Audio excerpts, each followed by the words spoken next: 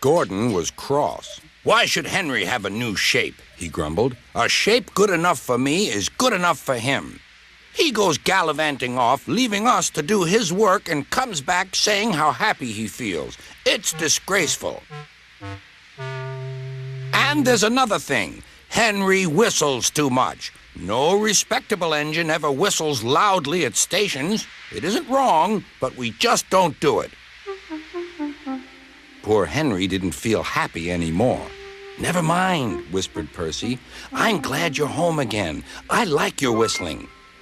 "Goodbye, Henry," called Gordon. "We're glad to have you with us again, but remember what I said."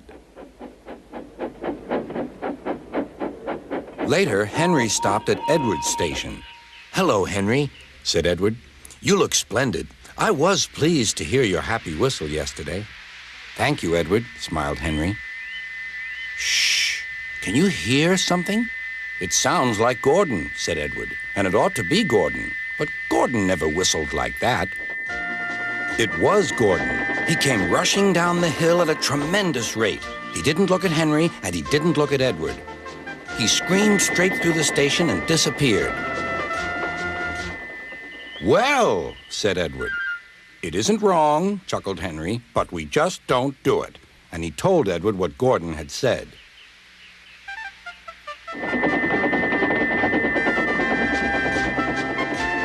Meanwhile, Gordon screeched along the line. The noise was awful.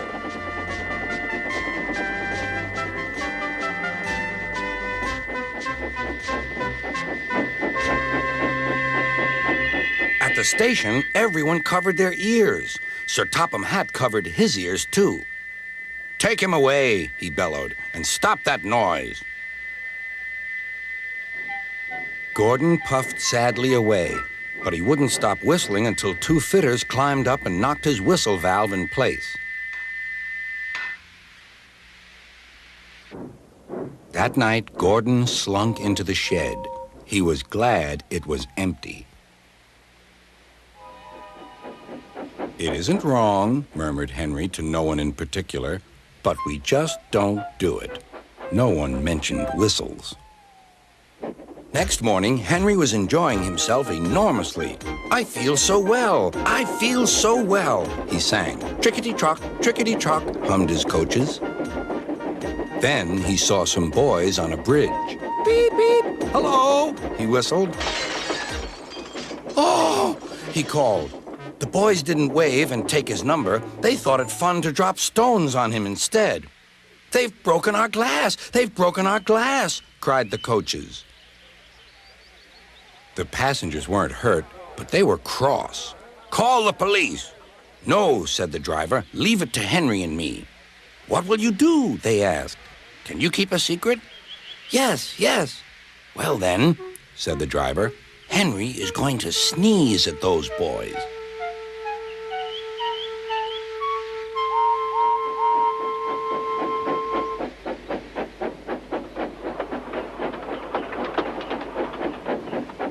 Lots of people were waiting at the station just before the bridge. They wanted to see what would happen. "Henry has plenty of ashes," said the driver. "Please keep all windows shut till we've passed the bridge. Henry's as excited as we are, aren't you, old fellow?" Henry felt more stuffed up than excited. Soon they could see the boys, and they all had stones. "Are you ready, Henry?" said the driver. "Sneeze hard when I tell you." "Now," he said. Achoo!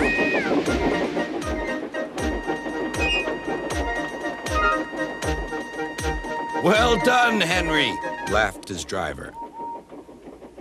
Henry went home, hoping that next time he saw Gordon and the boys, they would have learned not to be so mean.